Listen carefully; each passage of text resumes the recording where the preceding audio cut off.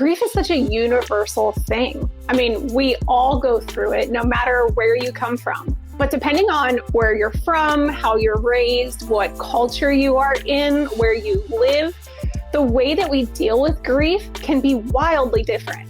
One thing I've learned through my own experience and talking to so many people about grief is that there is no one single playbook for dealing with grief.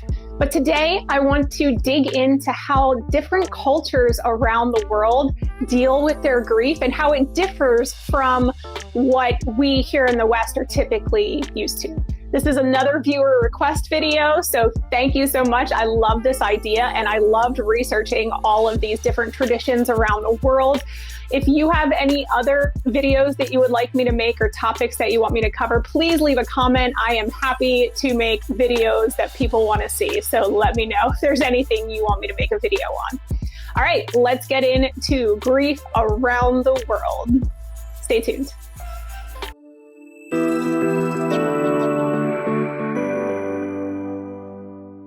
All right, so let's start with the culture that is going to be the most familiar for most of my viewers, and that is Western culture.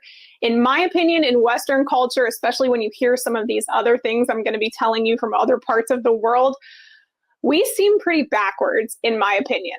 Here in the US, there is often this expectation of getting over grief very quickly. It's like you lose someone, you get, at most a few days off of work, and people send their condolences, and then bam, you are expected to get back to normal at a really rapid pace. I feel like there's this unspoken pressure in our culture to move on, or at least grieve in private. It's not something that you do out in public, out in the open. It's like you're not supposed to let your sadness show for too long, or else people start to get uncomfortable and they don't like talking about it, and they just kind of want you to get over it, or at least don't bring it up in their presence. But honestly, this is so unrealistic. And if you've gone through a major loss or losses like I have, you know how unrealistic that is. Grief doesn't just pack up and leave because your paid leave is over. And I think as far as talking about grief openly, while it is getting better and hopefully channels like mine are helping with things like that, grief here is fundamentally still a private thing for people. And I think we can learn a lot from some of the other cultures that I'm going to be talking about. So let's get into different places and the interesting things that I found. All right, we're going to start off in Mexico. Actually, yesterday was Dia de los Muertos, which is Day of the Dead. You've probably heard of that before. And you've probably noticed that the Day of the Dead is not what we typically experience in the way of grief. In Mexico, grief is vibrant and colorful. And honestly, I think it's beautiful. Death is seen as just another part of life, and the dead are honored and celebrated and remembered. So with Dia de los Muertos, families often set up what are called ofrendas, which are altars, and they're filled with photos and food and mementos from the loved one. And then they spend time together sharing stories about the people that they've lost. I just love that. And it's never about being somber and depressed and sad. It's more about being happy and remembering those people with love and honor and joy. All right, the next country that I learned about is Ghana. In parts of Ghana, I learned that funerals are a very big deal. We are talking about music and dancing and celebrations. And the thing that I thought was the most interesting and the coolest is that sometimes they even have custom-made coffins for their dead that represent something that the person who passed loved. So for example, someone who loved fishing might have a coffin shaped like a fish. What a cool idea that is. The energy of these funerals in Ghana, it's so different from what I'm used to experiencing and what most of us are used to experiencing. It's like the loved ones are saying very loudly, we loved this person. We are going to send them off in style. So it's very public. It is very loud. And it is very joyful. And it's also full of community support. It's a community celebration. And I think that is such a neat idea as well. Everybody coming together instead of going into their own separate little areas to mourn. Then on the opposite spectrum, we have Japan. Japan, on the other hand, is a much more quiet and respectful approach to grief. It is deeply rooted in Buddhist ideas where grief is a personal time to reflect. After someone passes, there's typically a period of silence and prayer, and people kind of do their own thing, but it's all about reflecting on that person and reflecting on your own inner self. There's no rush to move on, and people can take as long as they need in that reflection, which I really, really like. But there's also no big public display in Japan. It's more about finding peace and purpose and going through kind of quiet rituals that remember the dead. So while the wild celebrations in Ghana and the quiet mourning and reflection in Japan seem like polar opposites, what I love is that both of them do not rush grief. They don't put a timeline on things. There's no expectation of moving forward. So even though they're done in very different ways, it gives space for grief, which I love. All right, next I want to talk about some Indigenous cultures. So I'm most familiar with Native American cultures here in the US, but there are other areas of Indigenous people that have very similar types of grieving. In many of these Indigenous communities, death is all about connection to nature and to ancestors. It's like a cycle that connects the earth and ancestors and the universe at large. There are rituals that take place, and typically they involve the entire community, which I love, and they emphasize healing through things like storytelling. I found like the Lakota people, for example, they have a grieving process that is called the wiping of the tears, which, oh, how beautiful is that? And the goal of this ceremony is that the community helps the grieving people to move forward, but as a unit, as a community, not on their own. It's not solitary. It is a group process that is shared with everyone in the community.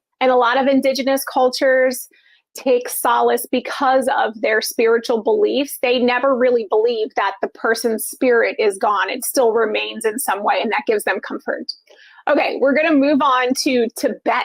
And something I found that is so unique in Tibet is something called sky burials. I had never heard of this before, but what happens in Tibet with these sky burials is that the person's body is left out in nature, oftentimes on like a mountaintop somewhere high, hence the sky burials. And the body is supposed to be consumed by vultures. And I know that that sounds a little strange to us here, or maybe even like intense or violent.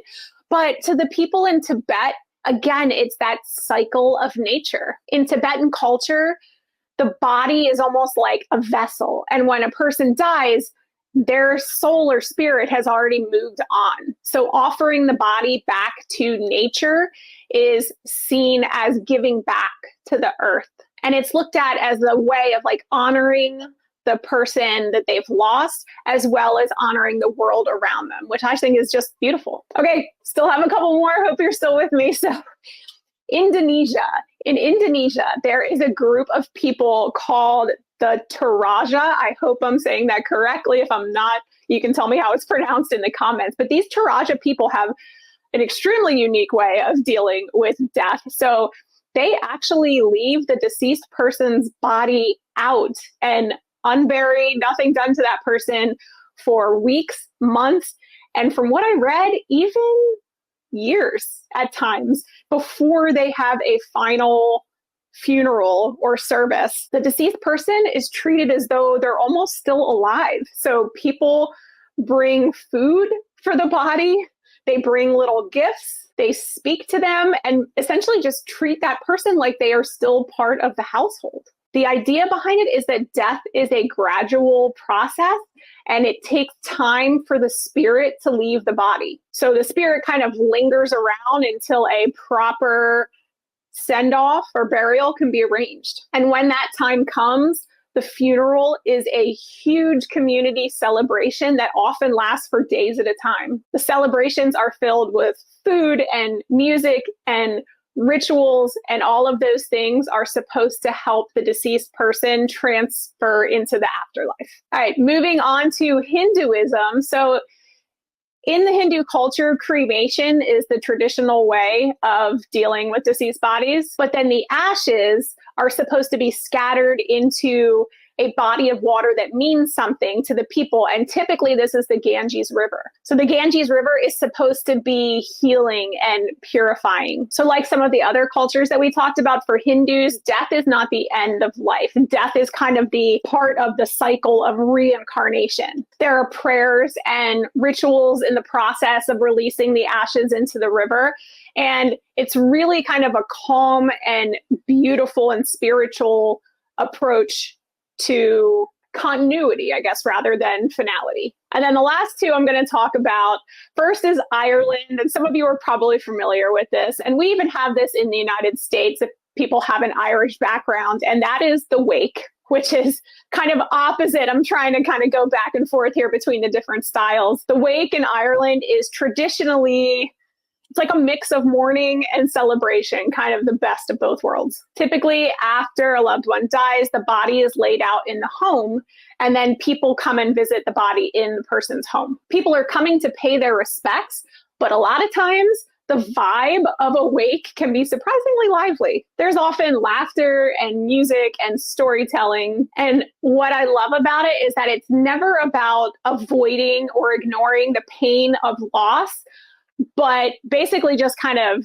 dealing with it together and kind of embracing the full wide range of emotions that you can have after a loss. So a lot of times it's a mix of tears and laughter, which I love. And then lastly, I am bringing it back to the US, but to a specific culture in the US, which is New Orleans and jazz funerals. In New Orleans, death isn't just mourned, but it is celebrated with a brass band. Typically, jazz funerals start with a very kind of sad and mournful march to the cemetery, and the band is playing, sad songs, and there's crying and there's tears. But then once the burial happens, the whole mood just shifts. The band starts to play these, upbeat jazz tunes, and people start dancing in the streets. It's a whole vibe. And it's just a beautiful way of saying that life goes on even in the wake of sadness. So honestly, what I've learned from exploring all these different cultures is, again, there is no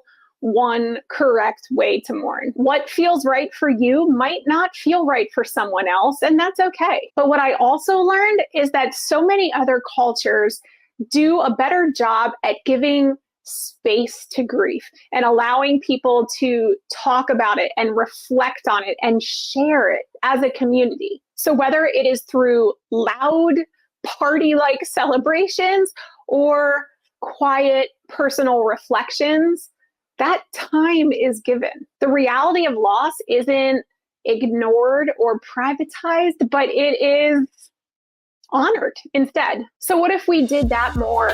What if we embraced in our culture the idea of sharing our grief and celebrating it and talking about it openly and not making it something that makes people uncomfortable? I feel like it would be so great to allow other people to support us without feeling like we're being a burden. Maybe by learning a little bit about these other cultures, we can see that death isn't one size fits all. It sure as hell isn't the same for everyone. And maybe we can learn something from these other cultures and apply it to our own lives. Is there any one particular place or culture that I talked about that resonated with you or that you really liked? I would love to hear in the comments which one you heard that kind of sparked something in you. Or are there any that you found just too weird that kind of rubbed you the wrong way that you know that you wouldn't like? I'd love to hear your thoughts. As always, I am sending love and hugs. Have a great week.